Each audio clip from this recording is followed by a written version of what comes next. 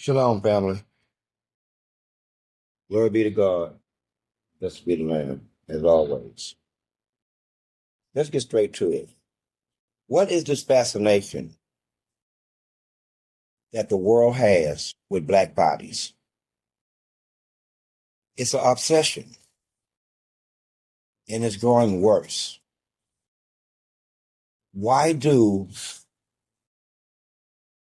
the population believes, and I'm going to blame everybody, that because you're black, you can be singled out and told how to wear your hair? We don't like dreadlocks. You have to cut them off. This is what I'm saying, and you will deny it, but you still own them. If you can tell them and force them into how you want them to look, to assuage you and how you feel, then you own them. Now let's get to Mr. George. I'm gonna call him Mr. Darrell George. I think he's earned the name Mr. or the title Mr. at this point. This young man is in court in a federal court because his school has kicked him out, not for truancy, not for discipline, but because of his hair. 3 or 4 years ago, it was a rash of white teachers that took it upon themselves to start cutting people's hair off. And coaches. White coaches. Who are you? And you still say that they're free and that we don't interfere and that we don't own them.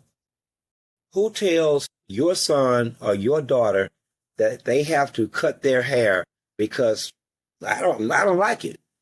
I want you to dye your hair. I don't like blondes. Hey, if you are a blonde, you may as well turn around. Don't give her an application, an invitation, you give her ass a salutation, and then tell her bye. See, I don't understand. I really don't, beyond the obvious racism. Yeah, you will always be able to find a reason. This time, in Mr. George's case, it violated the dress code.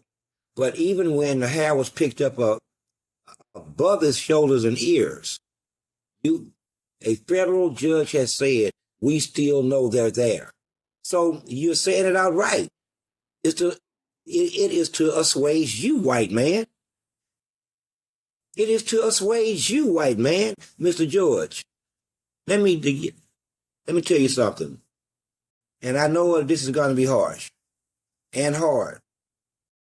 I really don't want to say it. But you would empower them if you was to cut your hair. And I'm being nice about it, which is what they want. They want to be empowered to control black bodies, especially black male bodies, to the point that they still, after all this time, are so afraid and weak and frail that any ounce of nonconformity out of the black population, even down to his hair. What was it last time? How he dressed, sagging pants.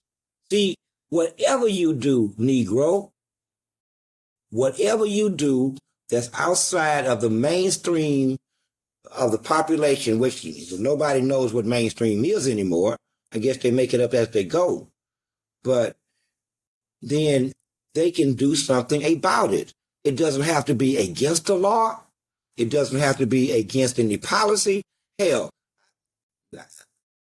man, I have seen a young man refuse graduation on the day of the graduation. It never came up. But because he's graduating, and man, these people have lost it. I'm going to tell you this again. They're going to flake more and more and more and more. Okay? This is just another manifestation of the symptom or of the sickness. Okay? So at some point, it all has to end. It all has to end. At this point, I don't want to be ruled by you. I don't want to even live next door to you. I don't want you to have 1 ounce of authority over any black body anywhere on earth because you're sick. You're sick and you just don't see it. You don't see the obvious racism, the obvious outlook in of how you view one race as opposed to you do others. If you don't see it, then you are sick. And if you do see it, you are just an out and out fucking racist. That has the understanding in his heart and mind that no one can do anything about it. Just like the Israelis. Y'all thought I was gonna let them get too far away from any conversation that we be having henceforth. I point this out because they act like each other. Watch the actions of the white supremacists and watch the actions of the Zionists or the Israeli. Watch with your own eyes. And they 2 peas in a damn pod. 2 peas in a pod. Okay? And the sad thing is they think they hate each other. Both of them racist as hell, but they hate each other. Who's more Nazi than the next one?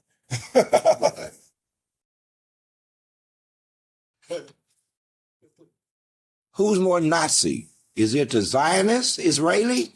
Or is it the white supremacists of America? Or this frail ass old white man that just still remember the 40s and the 50s? And he just wished that he could get back there. Those were glorious times. Those were glorious times. Well, so what will we do? What will Mr. Georgia do? Will he drop out of school maybe? Maybe that's the plan.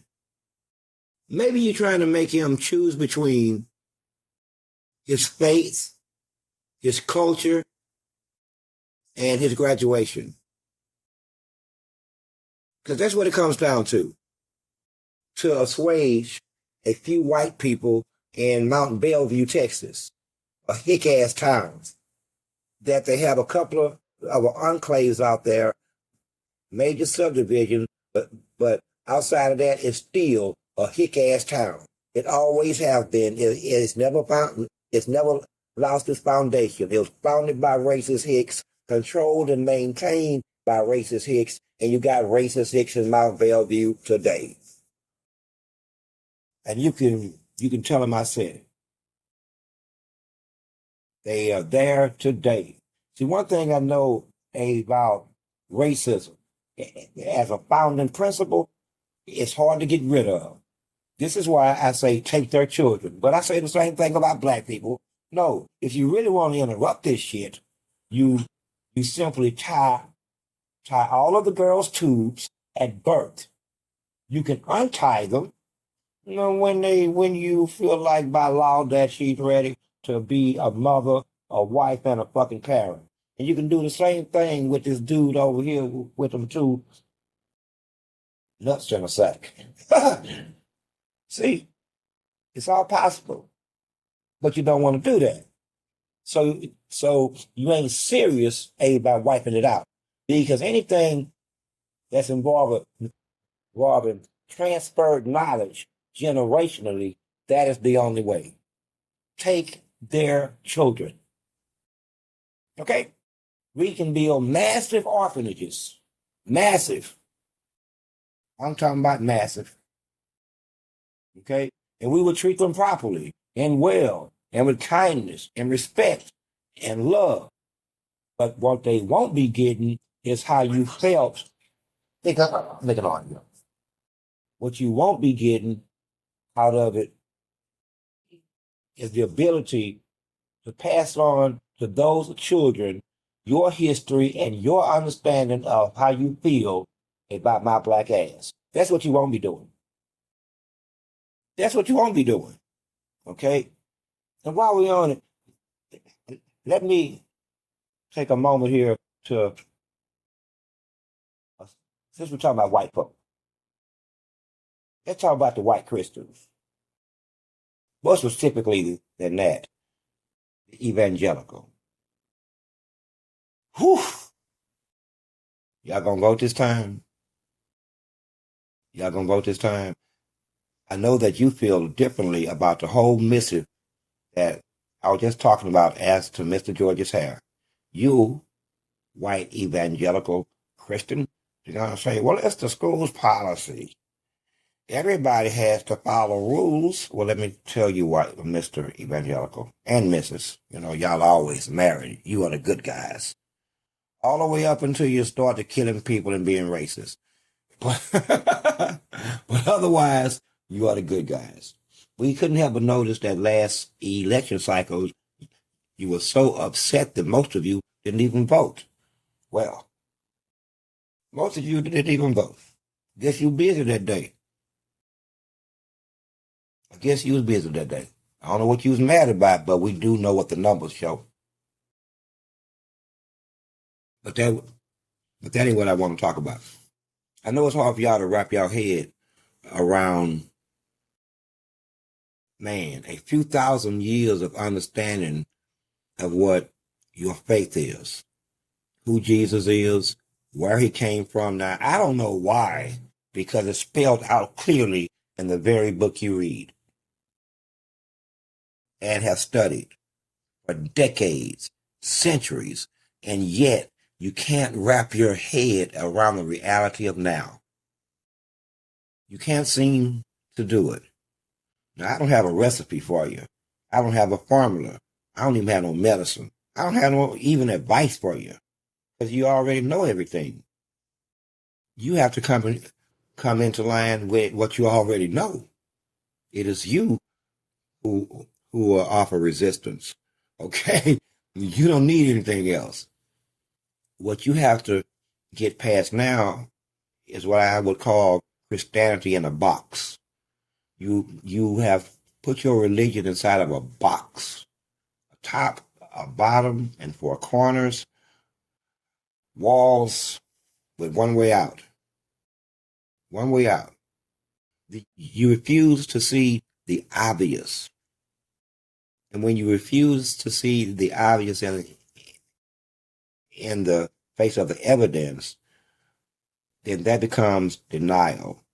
And denial can lead to mental illness and psychosis. Okay? I'm just letting you know. So don't go crazy with this. Don't go crazy. It's gonna be all right, I think. I'm just kidding. It's gonna be all right. But you need to talk to your boy in Mount Bellevue. No, let me talk to him.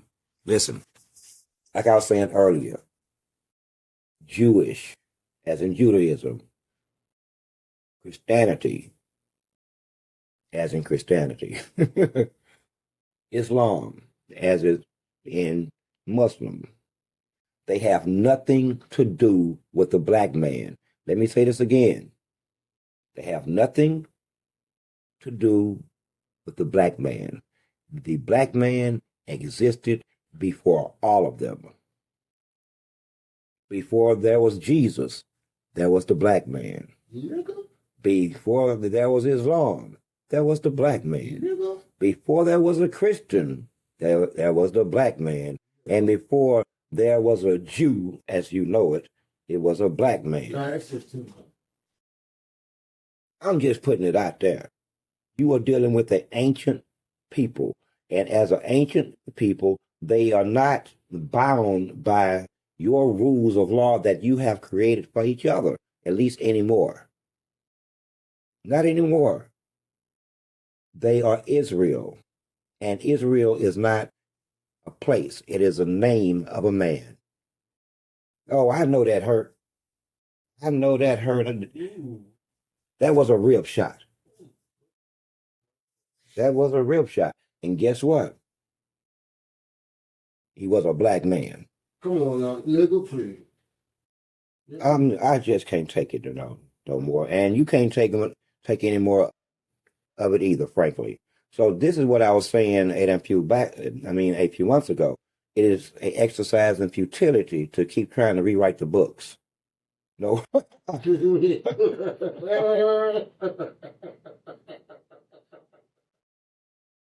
it is an exercise in futility to keep trying to rewrite the books. Fall in line. Everyone has to fall in line. I had to fall in line, and I had a whole different experience than you will have. Okay, you need to get in line. All you got to do is physically and man spiritually come to grips with the reality and get the fucking line. Well, for me, it was a different experience. Okay, they had to draw the line first and then shove me in it and beat me down and make me stay on the line. When I said stay there. I said carry back with. But tell me again. But seriously, we are not owned by you anymore. Our punishment is up. It's up. The curse is over. We are back in line and in good standing with the Creator. That's why He sent us. Okay, because He understood some of you just not gonna want to let go. It's like I said about Haiti. Try to explain this. I use Haiti as an analogy. One day, Haitian man wake up a slave. He messing with the sugar cane and working in the hot sun and getting beat and all this type of stuff. You know, slave life. Yeah. Eating the chitlins and the pig feet and all of the innards he could find. He never ate too high on the hog. He didn't. As a matter of fact, he barely got past the ankles. After the ankles, it was straight guts after that. Poor Haitian man. Day after day after day. At any rate, one day, Haitian man gets tired of this. And he tells the master, if you hit me with that whip, one more, and then it was on. And then all of the Haitians got together and went to beating their masters up, chasing them out of Haiti. And then they celebrated, and they ate the master's food that they couldn't take with them because they was on the run. And they said, damn that food. Them niggas gonna kill us. Leave the hops, leave the roast, leave the ham, and fuck them pork chops. But grab that hey, what that bacon? Grab 3 slices for me at least. Let's go. So now imagine Haitian man been cast out the shackles. He's free, whatever that means to him. But what he do know is he ain't getting beat with the whip and being told when to rise, when to shine, when to dance, when to pick, when to grow. Oh yeah, and boot over. Yes, I mean wash your feet. Take this towel and wash your feet. Don't look at me. Just wash your feet. So I'm not making this kind of shit up. I'm making a joke of it, but I'm not making it up. So it was short-lived, though. They look out on the horizon and they see a big-ass ship. And then 2 ships. And then 3 ships. And here come the same folks that they just got through whooping the shit out of. It was a foul fight. They come back with cannons. Shooting big-ass BBs. 30-pound balls. 50-pound balls. Some of them hollow with explosives. Some of them just cold steel. But they was blasted that ass. And so they came up to him and they say, you owe us money if you want to be free. And Haitian, like, as a natural-born indigenous person, he don't know what you're talking about. First of all, what is this money? And what's because I know I ain't got none of that. and I know you know I ain't got none of that. So what is this about? You owe us money for loss of property. Say, man, if y'all left some property here, you can come get it. Whatever y'all left, y'all can come get your property. No, no, no, no, no, no, no, no, no. Y'all can have that property. No, no, no, no, no. You can have that property. You, sir, owe us money because you have taken away our right to use our property that we paid for to buy you. So now the bank is involved. We've lost the profit. The people want their money. So I tell you what. I tell you what. How are we gonna do this here? How you gonna pay us back? Because we really don't want to war with you, but how you gonna pay us back? So let's stop right there. Haiti been in debt ever since. Haiti still owe France millions and millions and trillions of dollars for taking out the chains. For taking out the chains to this day. Oh, okay. And then we wonder why Haiti is in bad shape. But check the Haitian response and the Haitian understanding. So let me get this straight. I pay you for the use of my body. I have to pay you for the use of my body. So if I walk around in my body, then I owe you money. If I so much as grow anything, that's yours too. And this is how they think, as opposed to how someone natural thinks. I'm not talking about white people now. I'm talking about unnatural people who are evil, wicked. How can you tell a man that you have enslaved and he he fought for his freedom and got away from your ass, and you come to him with that argument? You owe me money. You owe me money for loss of property because I no longer get the money that I was getting as I worked the hell out your ass out there in them fields from sun to sundown. Plus, there was the future money because we had planned on some of y'all having babies with the slave women. You messed all that up. So we will be looking for interest too. A lot of interest.